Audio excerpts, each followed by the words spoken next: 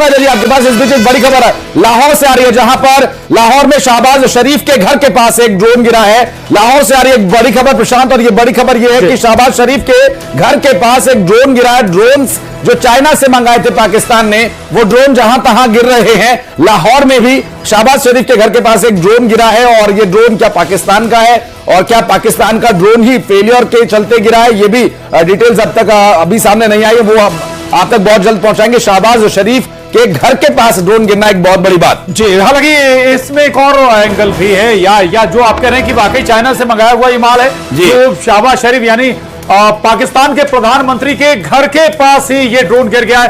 हालांकि ये भी दावा किया था पाकिस्तान ने आज की भाई कई जो ड्रोन आए हैं, ड्रोन अटैक हुए हैं, वो भारत की तरफ से हुए हैं। शुरुआत में भारत ने इससे इनकार किया था और ये इस पर कुछ भी नहीं कहा था। हो सकता है कि क्या भारत ने अटैक कर दिया या भारत ने टारगेट कर लिया शहबाज शरीफ को। अगर ये भी है तो फिर सोचिए कि पाकिस्तान के पीएम तक सुरक्षित नहीं है।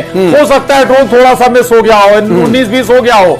अगर घर पर गिरता तो क्या होता, पाकिस्तान के प्रधानमंत्री भी यहाँ सुरक्षित नहीं है। लाहौर से खबर है, लाहौर में शहबाज शरीफ के घर के बाहर एक ड्रोन गिरा है। वो ड्रोन किसका है, कहां से आया, पाकिस्तान का ड्रोन है या फिर भारत का भेजा हुआ ड्रोन है, ये अभी तस्वीर साफ नहीं है। लेकिन ये बताता है कि भाई आपके यहां कोई सुरक्षित नहीं है, यानी कि मतलब सेना का कोई बेस सुरक्षित नहीं है, सेना के कोई ठिकाने सुरक्षित नहीं है, और आपके जो लीडर हैं जो आदेश दे रहे हैं जंग में जाने का, वो भी सुरक्षित नहीं है। लेकिन फिर बता दें, भारत सिविलियंस को टारगेट नहीं कर रहा है। निश्चित रूप से प्रशांत, आप जिसका जिक्र कर रहे थे, कुछ एक जो बातें अब तक सामने आई है, मैं जरूर चाहूंगा कि इस बारे में भी चर्चा हो, क्योंकि पाकिस्तान के प्रधानमंत्री यूं भी कभी सुरक्षित नहीं थे। पाकिस्तान की सेना के निशाने पर वो हमेशा से रहे हैं, सत्ता के लिए हमेशा से। अजय जी हमारे साथ जुड़े हैं। अजय जी, अभी यही चर्चा हो रही है कि पाकिस्तान के हुक्मरान वहां की सेना से ही कभी सुरक्षित नहीं थे। भारत से तो वो बहुत दूर की बात है। भारत जिसको टारगेट पर लेना चाहेगा पाकिस्तान में, वो तो कभी भी ले सकता है। अजय जी, उनका तो इतिहास रहा है कि उनके जितने भी हुक्मरान रहे हैं, जितने भी प्रधानमंत्री रहे हैं, वो सब सेना के टारगेट पे रहे, और जब भी उनको हटाया गया तो सेनाध्यक्ष ही वहां का प्रधानमंत्री बना है। जी बिल्कुल अजय जी, बॉर्डर पर कहा जाता है जब जंग होती है तो जवान, बीएसएफ और सेना मिलकर मोर्चा संभालते हैं।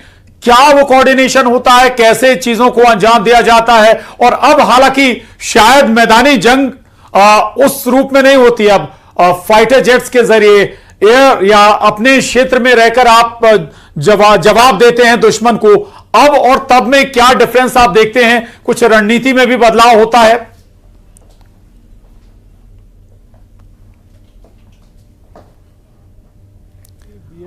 अजय जी, आवाज मिल रही है आपको? से मिल रही है। अजय जी, बॉर्डर पर बीएसएफ पहले मोर्चे पर होती, बॉर्डर पर बीएसएफ जो होती है फर्स्ट लाइन ऑफ डिफेंस मानी जाती है, क्योंकि 24 घंटे 12 महीने 365 दिन बॉर्डर की सिक्योरिटी, बॉर्डर की गार्डिंग बॉर्डर सिक्योरिटी फोर्स करती है। और जिनेवा कन्वेंशन के अनुरूप सन 1965 में जब यह समझौता हुआ था कि कोई भी इंटरनेशनल बॉर्डर पर रेगुलर आर्मी नहीं रहेगी, तो उस वक्त फिर बीएसएफ का गठन किया गया था। अब रही बात की आर्मी कैसे कोऑर्डिनेट करती है, तो मैं लौटूंगा अजय जी आपके पास। हमारे पास रिटायर्ड जनरल मेजर राजेश शाबा जी जुड़ गए हैं। राजेश जी, बहुत स्वागत है न्यूज़ 18 पर। और जो इस वक्त चर्चा चल रही है, जो परिस्थितियां बनी हुई हैं, एक आम भारतीय नागरिक, एक सैनिक के लिए ये सिचुएशन बहुत समय बाद ऐसी बनी है, लेकिन पाकिस्तान के द्वारा किए गए जो हमले हैं, इनका क्या सिर्फ अब हम अभी जवाब दे रहे हैं या फिर अब युद्ध घोषित कर दिया जाना चाहिए? अभी तो मेरे हिसाब से फिर जवाब दिया जा रहा है जी, क्योंकि अगर आप सीक्वेंस देखें, 6-7 की रात को पहला अटैक किया गया था इंडिया द्वारा, 7 की रात को पाकिस्तान ने अटैक किया और आज हमने उसका जवाब दिया। सवाल यह है कि शाम को जो जम्मू के ऊपर अटैक किया है पाकिस्तान ने, यह थोड़ा सा एस्केलेशन मैट्रिक्स से ऊपर हुआ, पर अभी तक जहां तक न्यूज से पता चल रहा है कि अभी तक इंटरनेशनल बॉर्डर क्रॉस नहीं किया गया। इंडिया ने 4 जेट्स उनके गिराए हैं, आई बिलीव उनके 2 पायलट्स भी पकड़े गए हैं। पर ये जो पायलट्स और जहाज हैं वो बॉर्डर के ऊपर भी उड़ाए जा सकते हैं, और जो पायलट्स हैं वो जब वहां से इजेक्ट करता है एयरक्राफ्ट से तो हवा के से आपके बॉर्डर के अंदर आ सकता है। मुझे अभी तक कंफर्म न्यूज नहीं है कि हमने बॉर्डर क्रॉस किया है एयरफोर्स ने या आर्मी ने, और लड़ाई तब शुरू होगी जब बॉर्डर क्रॉस होगा। अभी भी पाकिस्तान के पास पीछे हटने का मौका है।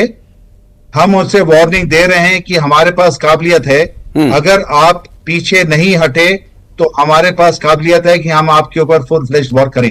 तो अभी तक राजेश शाबा जी हम केवल वार्निंग मोड में हैं क्या? दूसरा ये कि क्या इससे आगे बढ़ने का समय है क्या? अभी जिस तरीके से अगर पाकिस्तान संकेत दे रहा है कि हम वॉर में आ चुके हैं और हम उसके लिए तैयार हैं, ये संकेत पाकिस्तान लगातार दे रहा है।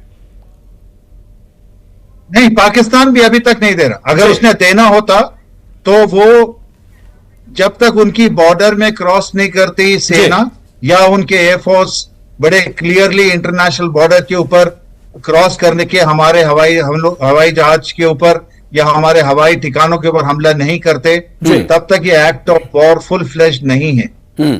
एज ए सेड, अभी तक ये क्लियर नहीं है कि पाकिस्तान फुल फ्लेश्ड वॉर चाहता है या नहीं चाहता है जी, और हम उन्हें आई थिंक मौका दे रहे हैं कि फुल फ्लेश्ड वॉर ना करें तो आपके लिए बेहतर होगा। अभी तक हमने उनके मैं लौटूंगा। राजेश जी, अजय जी आप रहिएगा हमारे साथ। जम्मू कश्मीर के